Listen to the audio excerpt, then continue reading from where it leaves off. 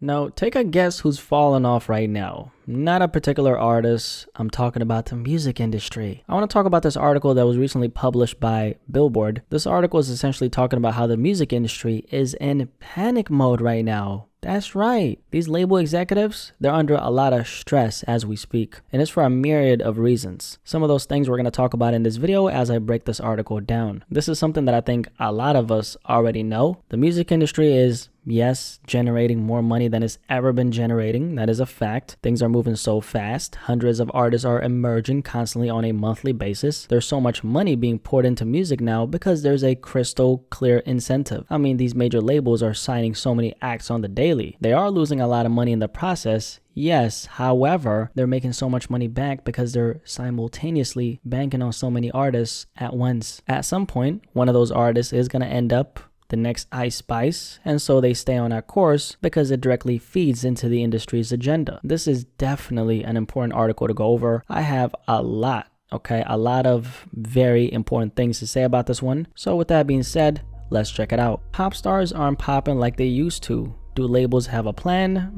No, they don't have a plan, and I'll tell you why. At a time when executives agree it's harder to create superstars, the music industry may need to change how it views a win. So let me give you some insight into that sentence right there. The reason why it's harder to create superstars is because the music industry's focus isn't to create superstars. Their MO is to discover stars that already have some type of foundation, i.e., they've managed to garner some type of success without the help of the music industry. No matter what your potential might look like from the outside, if you don't have anything tangible like a decent accumulation of streams, they're not going to look your way. You're irrelevant to them because there's too big of a risk involved in investing into you. The last thing they're going to bank on is someone's potential because there's just so much at stake. They, however, will bank on someone who's shown the marketplace that their model works. So it's not necessarily that it's harder to create superstars, it's that they're just not giving the artists who have a chance at becoming superstars enough time to develop into one. The article continues and says, what does it mean to break an artist? It's a question that has plagued the music industry in recent months. If a singer has billions of streams but walks down the street unrecognized, have they broken? Is a lone billion stream single enough? Or is a second hit required as proof of staying power? And what if an artist racks up multiple hits but can't pull off a major headlining tour? Let's just put it like this. I would rather be the artist who actually has a foundation and has somewhat of a fan base enough to the point where I could live off of music instead of an artist who's quote unquote broken but doesn't have a solid foundation and doesn't have an audience who's bought into their brand and identity. One of the biggest flaws in the music industry right now is they're so focused on propping up artists in order to make them seem like they're bigger than they actually are. And the consequence of that is what we're seeing right now. A bunch of superstars who aren't standing on anything except for the infrastructure that they've been given by the label. Meanwhile, they've barely been developed as artists. They don't have an actual fan base who flock to them for their uniqueness. They do, however, have a bunch of followers, a bunch of streams, and a bunch of endorsement deals that they've acquired through being a signed act. So, without the infrastructure that the label is offering, what exactly are they standing on by themselves? Nothing. And I'm realizing now that most artists would rather be recognized than paid well. And I'm saying that because signing to a record label in a lot of ways is actually an oxymoron if you've built a decent foundation. Because the bottom line is, if you're willing to navigate through the industry as an independent artist who, let's say, has enough fans to not clock into a regular 9 to 5, you're actually going to get a bigger bang for your buck in the long run if you stay independent, unless you want to try shooting for the stars in the next coming 3 to 4 years. In that case, signing to a record label wouldn't be such a bad idea, and honestly is kind of necessary if you want to shoot for the stars, because they will help you become more famous. That's one of the biggest advantages of signing. That's the reason why more often than not, when you start to hear an artist's name, by that point 9 times out of 10 they've already signed to a major label. Regarding what they precisely said on the article, if a singer has billions of streams but walks down the street unrecognized, have they broken? See, I don't think breaking an artist should necessarily be the focal point. I think developing an artist, however, should be the focal point, because by the time this artist has broken, the goal should be we want them to be able to stand on their own power. You can't stand on your own power if you haven't been developed into a product that has the ability to do that. The article continues and says, the consensus among label executives is that the last pop artist to break big was Olivia Rodrigo, who had 4 top 10 Billboard Hot 100 hits during 2021 and debuted at number 1 on the chart with Vampire in July 2023. It's a track record they say that today makes her seem like a unicorn. Nobody knows how to break music right now, one senior executive laments. I think they're all lost. There's a need and desire for new artists that have real substance. Artists that are more than just a song that we can really lean into. Buy concert tickets, buy merchandise, says Jay Irving, a manager and founder of the artist services and distribution company Human Resources. Each person I talk to in the industry is more depressed about this than the person I talked to before them, says another manager. Now this part is really interesting. First of all, they mentioned Olivia Rodrigo, who's a huge success in the music industry right now. She's literally one of the biggest stars in the industry right now. She recently got a number 1 record with a song called Vampire. It's kind of catchy. I get why it's number 1. Now, I don't know too much about Olivia Rodrigo's story, but I do know that one of the reasons why she's an anomaly is because she has an extremely strong brand and identity. Olivia Rodrigo honestly looks like one of my neighbors. She literally looks like the typical girl next door. And one thing about being an ultra successful artist in the mainstream is you gotta have at least one thing that makes you stick out from the bunch. Her brand is very refined and particular to the kind of person she appears to be in real life. She looks very authentic and is ultra talented on top of that. It's obviously not every day you see a case like her, and I think she's a great example of how powerful leaning into your own uniqueness as an artist can be. For Olivia Rodrigo, I can tell it's not just about the music. Every aspect of the umbrella that falls under an artist's brand has to connect, and that seems to be the case for her.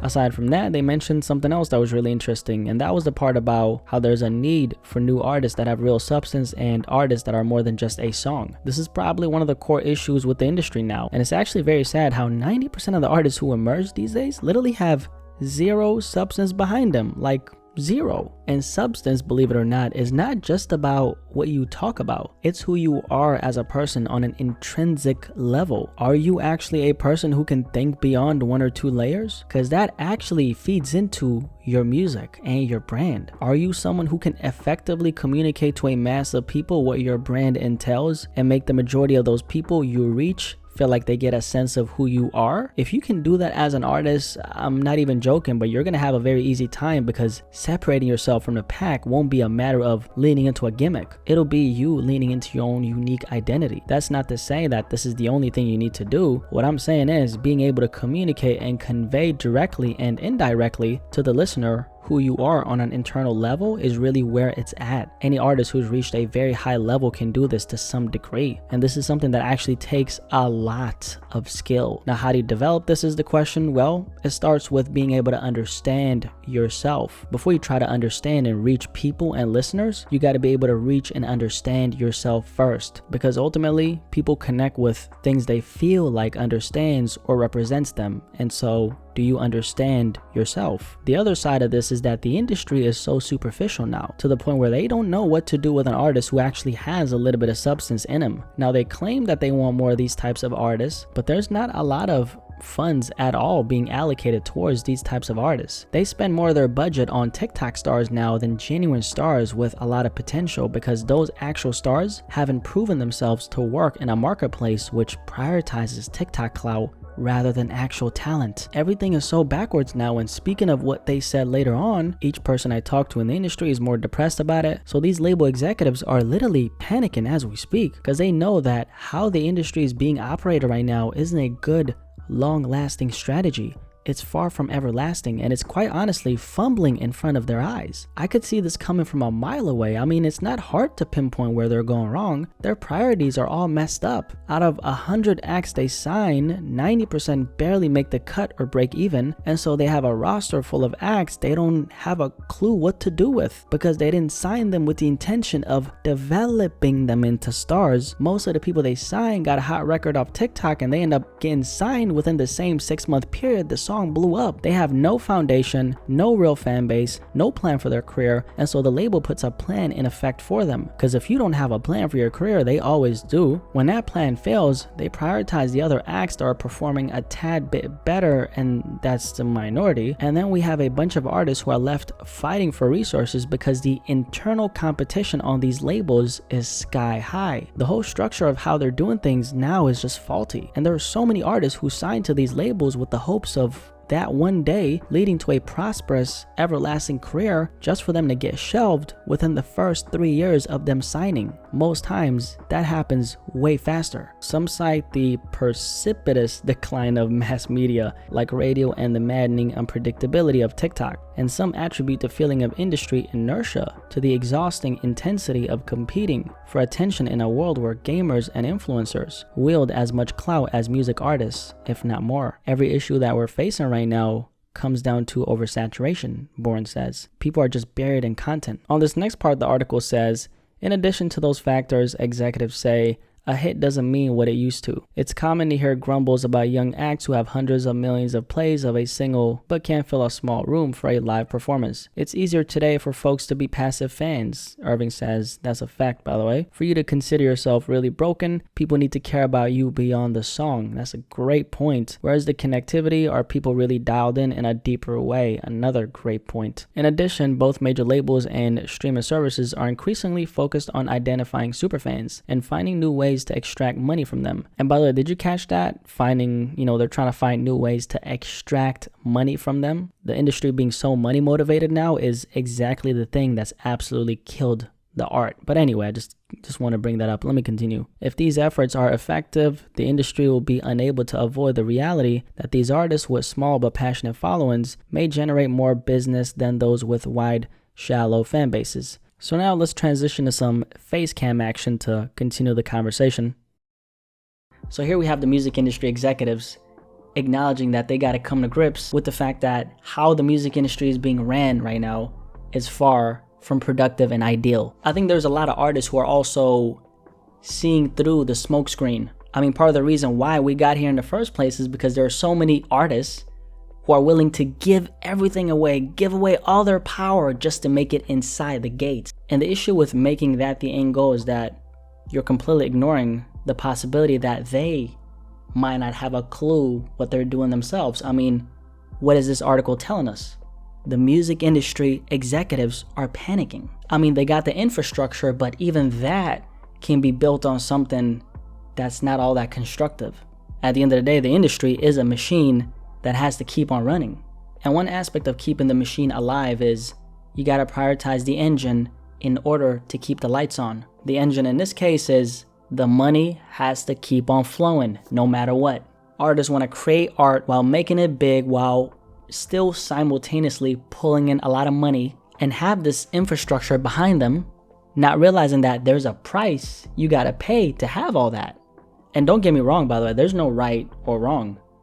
It's merely a situation of picking your poison. What's right for you as an artist? That's what it comes down to at the end of the day. And here's the thing. There's a price to putting your career at the hands of the industry. Because at some point, they're going to be like, damn, we have absolutely no clue what's going on right now. We have no clue where this path that we're on is going to take us, which is exactly what's going on right now. Independent artists are probably in the best position to win right now. Actually, let me correct myself. Independent artists who are willing to put in the work and find a way are in the best position to win. And when I say that, I'm talking about the people who are willing to play the long game. Because trust me when I say this, it's a long road to go. Ask any successful independent artist, any independent artist who's reached some type of success. Ask them, what was the journey like? Was it an easy journey or was it a tough journey?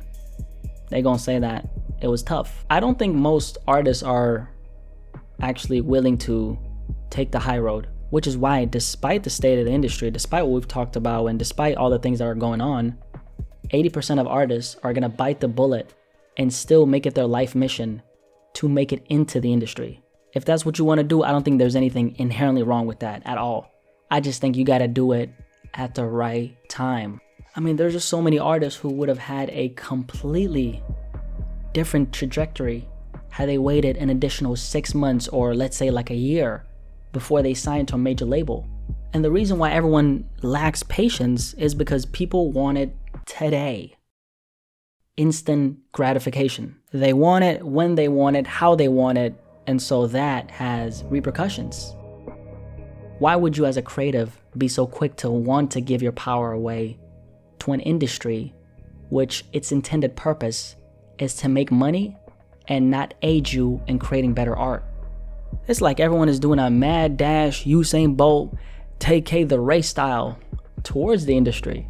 And you know, there's a time and place for that. Don't get me wrong. I'm not saying that it's wrong to want to make it into the industry. Well, first of all, I don't think you should make that your mission. I don't think you should make that the sole purpose of why you're doing what you do.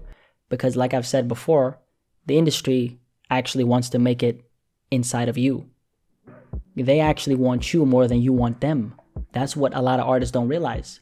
And this goes back to, you know, that video that I made, why hip hop is dying. So many rappers and just artists in general are so quick to give their power away. And they don't realize that the industry, they're actually the club the industry wants to get into. Pace yourself. So when you eventually make it inside those gates, you know exactly what's going on inside those gates. And you're not surprised by what's going on.